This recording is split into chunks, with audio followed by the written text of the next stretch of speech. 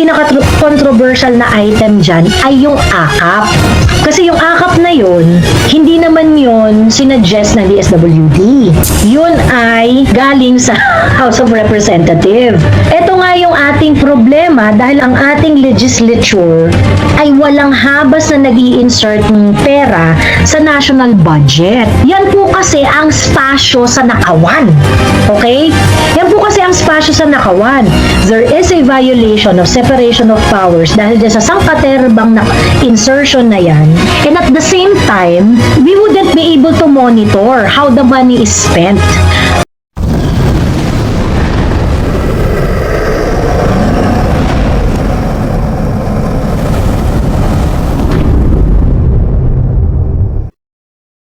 Hello mga kababayan, kumusta po tayong lahat? Ito na naman po si Tito Sandermord, nagbabalik dahil sa video ito mayroon po tayong pag-uusapang mahalaga bilang Pilipino. At nakikiusap ako sa inyo, tapusin niyo po yung video na ito dahil pag natapos niyo po ito, marami kayong matututunan na detalye tungkol sa katotohanan sa nangyayari sa ating bansa, lalo na sa buwan ng Disyembre. Dahil ito ay mayroong i-expose ang isang media influencer na si Joey De Weber tungkol sa nangyayari sa atin, lalo na sa impeachment, dahil nga ang analyze ng mga maraming commentator at mga media influencer na itong impeachment pala, which is na halos parang na-convince kami dito sa Middle East, mga OFW, na parang diversionary tactics dahil nga magtataka kayo bakit ang daming impeachment ang sinasampa. May second impeachment and then may niluluto pang pangatlo. So magtataka kayo dahil marami nagsasabing marurunong sa batas, mga abogado, na ito ay malabo at hindi pa nila alam kung anong mangyayari dito. So, ibig sabihin, suntok sa buwan. Pero ginagawa nila ito sunod-sunod. Alam niyo bakit? According dito, sa isang influencer na may mapapanood nyo, na sabi ko sa inyo, panoorin nyo hanggang katapusan. Dahil dito, maniniwanagan kayo kung ano, mapipicture nyo kung anong nangyayari sa ating bansa, lalo na ngayong buwan ng Disyembre. Dahil ngayong Disyembre pala, to summarize ng issue, ngayong Disyembre, bukod sa impeachment, mayroon palang nangyayaring bicameral budget deliberation for 2025 na kailangan nila aproban yung budget 2025. Na ang issue dyan ay mayroon lumutang na isang issue na biglang lumutang itong budget na alam niyo magkano? 39 billion. Ito yung AKAP budget ng AKAP na 39 billion. Na bigla na ito lumutang kung nagkaroon sila ng conference by bicameral court na 39 billion, doon ito isiningit sa budget ng DSWD. So mahiwagang budget po ito na kung panoorin niyo dito mamaya ay yung balita sa 24 oras na ito ay tinanggal ni Senator Amy Marcos, pero tinanggal sa Senate version. Hindi ibig sabihin na tinanggal ay wala na. So sa Senate version pa lang tinanggal. So according doon sa balita na panood natin na nagbigay ng pronouncement si Speaker na ipaglalaban niya ito ng makluban na ito kaya ang dahilan bakit nagkakaroon ngayon ng kataga o parang kahina-hinalang movement sa pag-file ng impeachment complaints na ang dami. So nag-iingay tayo dito, hindi natin alam na mayroon pala nitong gagawin na paggapang sa pagpa-approve nitong budget. Ito yung analyze lang natin. Kasi nakakapagtaka bakit sa coincidence ba na sabay pinipilit ngayong December ito. Kasi alam naman natin kahit ordinaryong mamamayan, malabo na ito kasi wala nang time sa paghihiring. Pero pinipilit pa rin nila dahil ito nga may darating according sa schedule, tentative schedule, yung December 10 daw, yung bicameral budget deliberation. So mga kaibigan, mga kababayan, panoorin niyo po ito kasi importante impormasyon ito na dapat natin malaman lang bilang Pilipino. May namumuong girian sa pagitan ng Senado at Kamara kaugnay sa pondo para sa ayuda para sa kapos ang KITA program o AKAP. Kasunod ito ng anunsyo ni Senador Amy Marcos, sponsor ng budget ng DSWD, na inalis na ang AKAP sa Senate version ng Senado. Nakakalito po at sa totoo lang, ang version ng Senado, tinanggal ko na po yan. Are you saying there's no AKAP in the Senate version? Yes, I deleted it entirely. How much did you delete, Mr. President, Madam Chair? Yes, 39 billion which was added in the House version and 41 billion added for AIX. Pwede raw pag-isahin na lang ang AKAP at ang mas naunang AIX o Assistance to Individuals in Crisis Situation.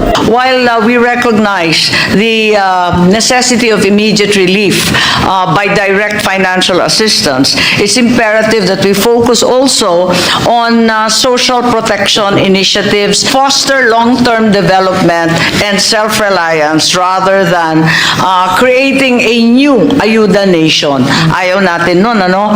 Taong 2024 nang unang ipatupad ang AKAP na layong protektahan ang mga minimum wage earner sa epekto ng inflation sa bilihin. Ayon sa isa sa mga nagsulong nito na si House Speaker Martin Romualdez, nagbibigay ang AKAP ng 3,000 hanggang 5,000 pisong ayuda sa mga qualified beneficiaries. Pero kontrobersyal ang AKAP na binabatikos ng ilang senador dahil wala noon sa proposed 2024 budget ng DSWD at wala rin sa ipinasang bersyon ng budget sa Kamara at Senado. Bigla na lang daw itong sumulpot sa bersyon ng Bicameral Conference Committee noon. Sa 2025 budget, triple ang inilaang pondo para dito mula sa 13 billion pesos noong 2024, nasa 39.8 billion pesos ito para sa 2025. Katwiran ng Kamara, kailangan ng AKAP bilang ayuda sa mga minimum wage earners na kumikita ng 21,000 pesos or less kada buwan.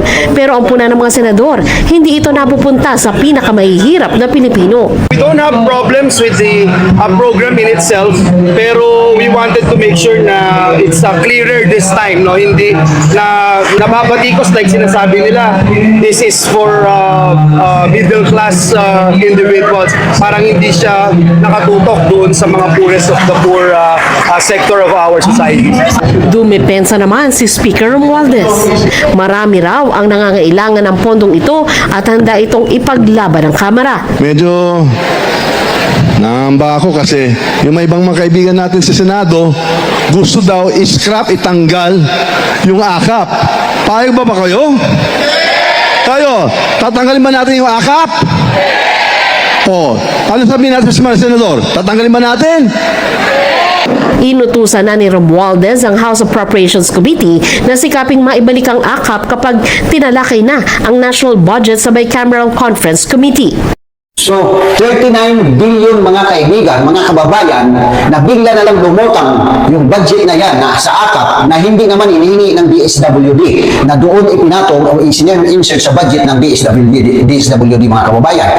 So, ito po mga kababayan ang dapat natin pagtuunan ng pansin dahil ito malaking pira po ito. Ngayon, panoorin natin mga kaibigan dahil nga ito ay medyo nagising ang isipan ko na parang baka nga totoo na dinadivert lang tayo o niniling lang tayo sa totoong purpose nila ngayong December. So ngayong December po yan mangyayari mga kaibigan, hindi aabot ng 15 ng December, may mangyayari. Ito nga yung 39 billion na isiningit, na bigla na lang lumutang, na isiningit doon sa budget ng DSWD. Okay? So mga kaibigan, panoorin po natin ito. Si Inday ang laman ng telebisyon at laman ng mga balita. Distracted lahat ng mga tao. So, please always remember that this impeachment process, while it is important for those people who voted Inday as Vice President, wala namang problema doon. Huwag nating kalimutan na ang BICAM ay mangyayari sometime in December 9 or December 10. Nagkaroon na ng meeting para sa 2025 budget last week in which nag-defer yung mga senators. I think that includes Senator Bongo, na sinabi nila na hindi po pwedeng desisyonan ang budget ura-urada, that they need time in order to study and review yung budget. Kasi maraming pinagtatanggal yung maraming pinagtatanggal yung Senado ng part ng budget na sinubmit ng HOR. So ngayon, kailangan pagka pinagbangga nila yan, mag-agree sila doon sa mga pinasok ng approve ng House of Representatives at saka yung mga tinanggal nila sa budget deliberation ng Senate. Isa sa mga pinaka-controversial na item dyan ay yung AKAP. Kasi yung AKAP na yun, hindi naman yun sinuggest ng DSWD. Yun ay galing sa House of Representatives. Ito nga yung ating problema dahil ang ating legislature ay walang habas na nag-i-insert ng pera sa national budget. Yan po kasi ang spasyo sa nakawan. Okay? Yan po kasi ang spasyo sa nakawan. There is a violation of separation of powers dahil dyan sa sangkaterbang na insertion na yan. And at the same time, we wouldn't be able to monitor how the money is spent. Kasi kung kunwari, katulad niyan, yung AKAP, magkano yung AKAP na nila? Let's say 39 billion, sabi ni Malu Ancheta. Okay, 39 billion. Hindi naman yung pinropose ng DSWD. So ngayon, yung 39 billion nakapasok sa budget ng DSWD. Hindi naman nila pinropose yung programa na yan. So, paano yan i-implement ng DSWD? Eh, ang nagpasok niyan, Congress. Hindi, syempre, hayaan mo si Congress na gumasta ng pera. Siya magde-decide kung paano gagastahin. Pero, nandun siya sa tab ng DSWD. So, ipapamigay yan ni Tamba sa kung sino man niya gusto, maaring gamitin niya as carrot para dun sa mga gusto niyang mangyari sa House of Representatives para magsunuran yung mga aso niya dun. Ngayon, since hindi naman yan kasama dun sa programa ng DSWD at ang gagastos niyan ay si Martin Romualdez, paano nangyari yun? Hindi ka naman executive. Bakit ikaw nag-i-implement ng project ng DSWD? Sana meron tayo mga patriotic lawyers, na things like this, kasi nangyari na to sa 2023 at 2024 budget Sana merong mga nagko-question ng ganyan sa Supreme Court, no? Kasi Port Maril yun So, talagang itong akap na to, itong budget insertion na to, this is really something that we should monitor. Ngayon, dahil nga magiging sobrang madrama, sobrang maingay, at magiging sobrang madodominate ang airwaves, ang cyberspace, ang mainstream media, ang traditional media, ma-overwhelm talaga yan ng mga impeachment news ni Inday. Of course, Inday is important. But at the same time, mas importante po yung pera ng bayan. Mas importante po yung pera natin. So, kung nakita nyo yung timing, itong impeachment, kailangan nila itong actionan within 10 business days Pagkatapos, ito namang sa BICAM ng 2025 budget, around December 9 or 10 daw sila magkakaroon ng meeting. So, alam mo yun, parang mukhang isasakta nila na may ganap sa House of Representatives pagkatapos saka silang magba-BICAM. Hindi sila nagbigay ng definite date Nakita ko na report ng Philippine Star. Sinabi ni Grace po, 9 or 10 daw yung BICAM. Huwag po nating kalimutan na dapat isigaw natin ang transparency sa bicameral deliberation ng 2025 budget. Hindi nyo dapat ito nililihim. Ito dapat ang hindi confidential. Dito kayo dapat nagsisigaw ng transparency. Ayan, Shelo Magno, Heidi Mendoza. Dito kayo dapat nagsisigaw ng transparency. National budget itong pinag-uusapan ang problema kasi sa inyo, sigaw kayo ng sigaw sa transparency sa isang bagay na hindi naman talaga magiging transparent. Kagaya ng confidential fund. Diyos ko po, dami-dami kong kakilala, taas-taas ng pinag-aralan, tatanga-tanga. Gusto nyo ng transparency sa isang bagay na by its nature is not really transparent. Itong impeachment na ito, gagamitin nila ito as a smoke screen para hindi natin masyadong pansinin yung mga ilulusot nila na budget. And I can't help but think yung Makabayan block, yung Akbayan, yung December 2 na filing at saka yung December 4 na filing. I think they are part. Yung kumbaga parang sila ang naatasan. Sige nga, guluhin ninyo ang usapan sa kay Inday, tapos paingayin nyo yan ng bonggang-bongga para makapagnakaw tayo sa budget. Ngayon, maniniwala ako dyan sa makabulsa block na yan, na kung ang inyong intention is really clean dyan sa impeachment na yan, there are two things that you have to do. First, you also file impeachment against Bongbong Marcos. Ba't di kayo nagpa-file ng impeachment kay Bongbong Marcos? Yan naman ang numero 1 kaaway ninyo. So, huwag nyo kaming bullshitin na concern kayo sa bayan at gusto nyo na mawala si Inday Sara, pero hindi kayo concern na si Bongbong nandyan pa. Ang gusto nyo i-impeach Vice President. Bakit? Ano bang dinidesisyonan ng Vice President? So, ngayon, yung Makabayan block na yan, kuno, okay? AKA Makabulsa block, they are actually part of this charade. Kayo ang naatasan na guluhin ng usapan para yung mga magnanakaw makapagnakaw dyan sa BICAM. At hindi ako naniniwala na seryoso kayo sa intention ninyo kasi nga po, number 1, bakit hindi nyo finailan na impeachment si Bongbong Marcos? No sincerity because you did not file impeachment case against Bongbong Marcos. Hindi ba dapat ang una nyo i-impeach yung presidente? At saka what's stopping you na i-impeach ang presidente at saka ang vice president? Kayo nga ang sigaw na sigaw dyan. Marcos Duterte, walang pinagkaiba Di ba yan ang sigaw ninyo? Bakit ngayon si Inday Sara lang ini-impeach nyo? Plastic. Plastic kayo. Yun ang long and short of it. Okay. The second badge that Makabayan block is not sincere dito sa ginagawa nila is because sigaw kayo sigaw ng transparency. Di ba? Ninangarag nyo si Inday dahil sa 125 million na confidential fund niya? Bakit kayo hindi sumisigaw ng transparency for the 2025 national budget? Kasi may party kayo doon, may pork kayo doon. Pag nailusot ang mga insertions ni Tamba, meron kayong atkong doon. Ganun lang kadali yun. Ganun lang yun kasimple. So, sa totoo lang, hindi ako naniniwala, and kahit ano pang paliwanag nyo dyan, kung hindi kayo consistent dun sa prinsipyo ninyo at pinaglalaban ninyo, tae lang kayo.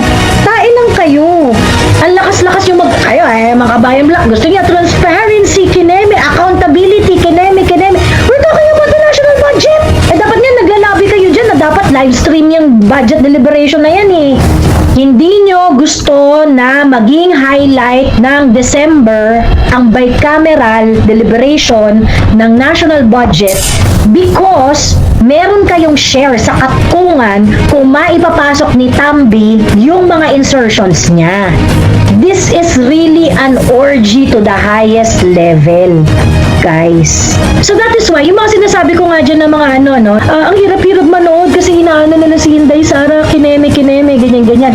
You know, chill. That's what they want you to do. To be so affected, alam niyo naman, emotional ang mga tao, emotional ang mga Pilipino. Of course, we want Inday to be protected. Papanoorin natin yung impeachment ni Inday, huwag kayong mag-alala, imo-monitor natin yan. Pero at the same time, huwag niyong kalimutan at i-monitor natin ang bicameral deliberation ng 2025 national budget. They were able to do that like thief in the night. So, ngayon, yung mga intellectual thinks dyan, sa totoo lang, kaya wala akong respeto sa inyo at sa politika ninyong amoy tae, kasi hindi kayo consistent. Galit na galit kayo sa 125 million na confidential fund ni Inday. You want to know to the last cent kung paano napunta. You even want to know kung sino yung mga informant na binayaran. Kung di ba naman kayo mga tangat kalahati dyan. Informant, gusto nyo malaman kung sino? Nakita nyo yung pinost ko na police intel na pinatay? Alam nyo, yung mga informant po at saka yung mga intelligence officer, yung mga paa niyan, yung kalahati ng mga paa niya, nasa hukay. Because of the intelligence work and confidential nature of their work. Pagkatapos, kayo dyan sa Congress, gustong-gusto nyong malaman at gusto-gusto nyong bulat-latin kung paano ginastos ni Inday ang confidential fund niya. When the very nature of it is really not transparent. You are barking up the wrong tree. Kayo, mga pink, mga yellow, mga batang hindi alam kung ano ang confidential fund. Matanda, bata, naengot at hindi nag-deep dive dun sa balita. Huwag po kayo manatiling tanga. Ginagago po kayo ng House of Representatives. Ginagago po kayo nung committee ni Joel Chua. Kayo dyan sa House of Representatives, mga wala kayong honor dyan. Sige, ipa-NBI nyo ako, mga putang ina ninyo. It doesn't change the fact na wala kayong honor dyan. Simply because the questions that you are asking in the committee are unintelligent. Niloloko niyo po yung taong bayan. It is not your job to audit. Your job is to legislate. Napakasimple lang po nito. Kung talagang concerned kayo sa legislation ng confidential fund, you would need at least several bases on how the confidential fund is being spent. You cannot just look at the confidential fund of the Office of the Vice President. And please, sa lahat po ng nasa distrito ni Joel Chua, wag niyo na pong iboboto si Joel Chua. Kasi kung nasa Congress po siya at ganitong paggagawin niyang panay kabobohan, does he represent your voice? Itong ginagawa niya sa Congress ngayon? Itong mga tanong niya? Itong pagsasayang ng pera para dyan sa inquiry na yan na wala namang silbi para sa buhay ng mga Pilipino? Is he representing your voice in 3rd District of Manila? Yung may umakyat nga sa TikTok ko nung isang araw. Sabi niya, naku Miss Joey, ako sa kami dito sa 6th District, tagang sinusukan na namin yung si Benny Abante. Speak out! Speak out! Ginastos ang budget, 11 days lang yung mga ganyan. Magkano ang budget ng isang opisina? Ang budget ng Office of the President is 10 billion. Kung kunwari, anong petsa na? December na. Ano yung budget utilization nila ngayon? Let's say sabihin natin ang budget utilization niya is at 90%. So sabihin na natin na nasa 9 billion yung kanyang nagastos. I-divide natin sa per day. So ngayon, pagka kunwari 9 billion, dinivide mo to 11 months. So huwag na natin isama yung December 1. So 27 million per day ang gastos ng Office of the President. Kung gagamitin natin yung logic ng mga pink, hala, 11 days ginastos ang 125 million. Oh, edi dapat nanginginig rin kayo sa 27 million per day ang ginagastos ng Office of the President. On its face, dapat magulat na rin kayo. 'Di ba? So, ganyan ka-crazy yung logic no? 125 million! 11 days lang ginastos. Office of the President nga 27 million ang ginagastos per day since January 1, 2024. Agad di kayo nagwawala, di ba? Ba't di kayo nagwawala? Ayorn! Ganun yan mga pink! Diyos ko, at sa lahat ng mga gigil na gigil sa 125 million ng 11 days, yung ganong klaseng expenditure is not questionable if it is part of your expenditure program. Kung nakaprogram yan at gagastos ka talaga ng ganyang amount for a period of time, edi okay yun. Ganun yun. Okay? You know, I think that the House of Representatives and the Senate, hindi rin naman talaga nila sure kung paano tatakbo yung impeachment. Kaya nga sabi ko sa inyo, yung impeachment, that is a matter of let's cross the bridge when we get there. Ganon. Hindi talaga natin malalaman kung paano yung takbo niyan until nandun na tayo. Itong sa impeachment, yung grupo ni Risa, nag-file December 2. Yung the rest ng Makabayan Block, nag-file December 4. Oo, nag-aaway sila ngayon! Nung pinakinggan ko yung press conference ng Makabayan Block, tinanong sila ng reporter, bakit hindi pa po kayo nagsama nung akbayan? May problema ba? Ganyan-ganyan. Tapos sabi gano'n ni Franz Castro, iniintriga mo kami ha, ganyan-ganyan. Huwag na natin pag-usapan yan. Sabi gano'n ni Franz Castro. Willing ba ang sir, Makabayan to work with Akbayan considering yung history ng dalawang grupo? And pareho naman kayo on the side of in favor of impeaching Vice President. Ulit yung mga willing ba yung ano ulit? Well, di natin pag-uusapan yung ideological. Magkaiba talaga yun. Linawin natin yon.